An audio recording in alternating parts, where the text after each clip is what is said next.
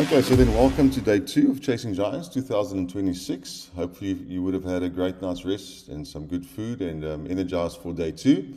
All right, so what's going to happen is everybody will then gather once again at the start line. We're going to have a 7 o'clock start, so 7 or rather 6:30 to 6:45. You need to be ready with your bike.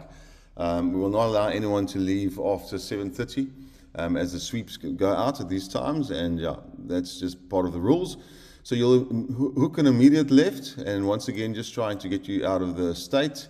There'll be some gates, so you'll actually be reversing a section of day 1 to get out, and then up the pass. Remember the danger with a big cliff. You'll be approaching that once again. So make sure that you just adhere to that. The weekend warriors would not have come down this pass on day 1, so day 2 this will be something new for you. All right, so everyone will go up all the pass. Beautiful, beautiful views up here. The hard section will get to, the hard guys will get to a section called Dragon's Back. You'll hook a left. Guys, be very careful, or rather very observant of your GPS so you don't miss it, because if you're going to miss this section over here, you're going to go onto the track over there.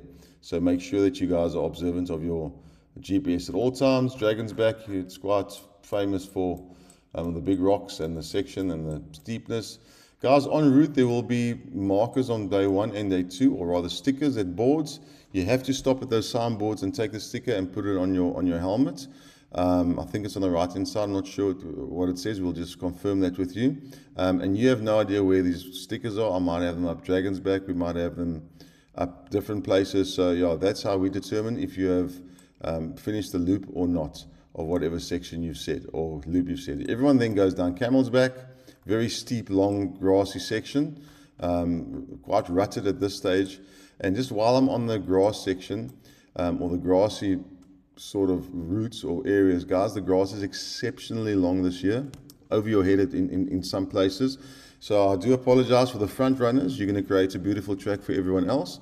If you're not into that, make sure you hang back a little bit. But whoever's running in front, maybe you should swap around with some of your mates. Some guys, take lead for a little while, then the others in some areas where it's very, very long grass, so that the track is like sort of ridden in a bit more. But yeah, be very careful. You cannot race those sections as you cannot see the path in the long grass at all. So yeah, be very careful with that. After that, everyone will then head down to the infamous cat poop. So the weekend warriors also have a good idea of what cat poop is, but at least you're going down, not up. It'll be fantastic. Then everyone at the bottom of cat poop, besides the yellow line, which is the weekend warrior line, will then go up Jumanji, which you guys know pretty well, and then come into the beautiful forest section of Jumanji. Nice tight canopy riding, some riverbed rocks, etc. Eventually, the yellow line will take the weekend warriors all the way back, and the weekend warriors will just follow their line and will take them back straight to the end, and they'll be done. Their loop is around about 28 kilometers for day 2. The rest of the guys, the intermediate and hard, will then hook a left. You see a thing here called Soul Searcher. This is next year's new stuff that's coming in, but yeah, not this year. And you guys will do a little section called Jurassic. Guys, it's important, on day 1 you would have come down the Friendly Giant.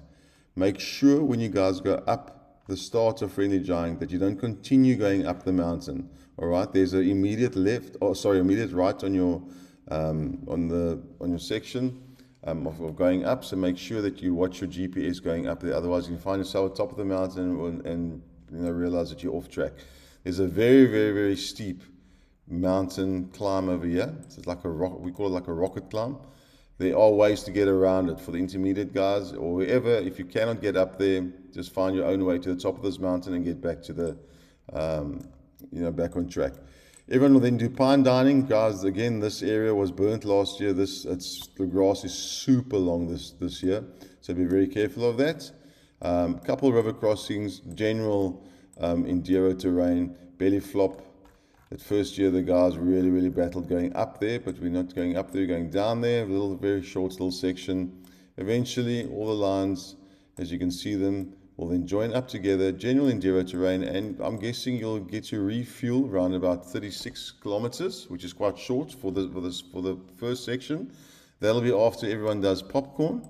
And then, guys, once again, The weekend warriors line takes them all the way back, but the intermediate and the hard lines show you to go in there, but then they continue over here. And the reason why they show you need to make yourself or make your way all the way to the manor, do your refuel and get something to eat, and make sure that you get out there and go back to the main gate entrance. On day 1 you would have turned left. On day 2 you're now going to turn right. There will be signboards, but guys, you can just follow someone else that's on their way somewhere else or doing something, you know, that's not part of the track, and you're in trouble. So make sure that is on you to make sure that you do that correctly. All right, so everyone will then head down. This is just a standard dirt road. Once again, the soapbox, which is not so famous for some guys. They kind of hate that. I don't know why I don't have the name soapbox there, but anyway, it is soapbox. The intermediate will miss that. There's a little bit of a waterfall cliff over here. Be very careful, guys, where this danger marker is over here. Everyone go up the switchback, super little fun little switchback climb, and come down the dirt road, and then where last year's refuel was, everyone will go down last year's refuel switch and cross that balance beam again. And there are some standard enduro terrain, which will then eventually take you to what we call the stepping stones, which is like a whole bunch. There's a riverbed. Starts off a rocky riverbed, then goes into nice fun step ups, not difficult step ups, but just fun step ups. And then halfway up this little climb here, the intermediate guys will hook a right. The hard guys will then go up a section called Terminator. You guys have now done that twice before, I think. So yeah, a nice little rocky climb to the top. By this time, it's going to start eating your energy, especially when you come down Eliminator. Eliminator this year we're going down again. We've gone up a few times before, but this year we're going down, and then into the Eliminator riverbed with all these nice little big sort of like slate wash away sort of step downs and so on. It's going to be fantastic. You guys all hook up together again, then do 1 or 2 sections called shale, very little tough little section, this very loose sandy sort of stuff. Eventually get to splash and dash for day 2. So splash and dash for day 2 is after refuel. Your loop's going to be very long after refuel, guys. So I think it's going to be around about probably close to maybe 65 kilometers after refuel. That's for the hard guys. So you got to make sure that you put a 5 liter in for splash and dash for day 2. All right. So your splash and dash day 2 after you've obviously filled up at refuel. Make sure that you send that on day 2. All right, everyone continues. Around about here, a section called Pale Dale for the hard guys. If you guys aren't here around about 2:30, guys, you probably will not make the day. There's still quite a few things happening.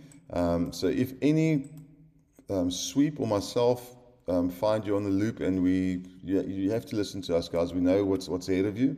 So we don't want you to get stuck in the dark. Last year, the guys, I think I may have mentioned this, that's at refuel, that left refuel at 12 o'clock did not even nearly make the day.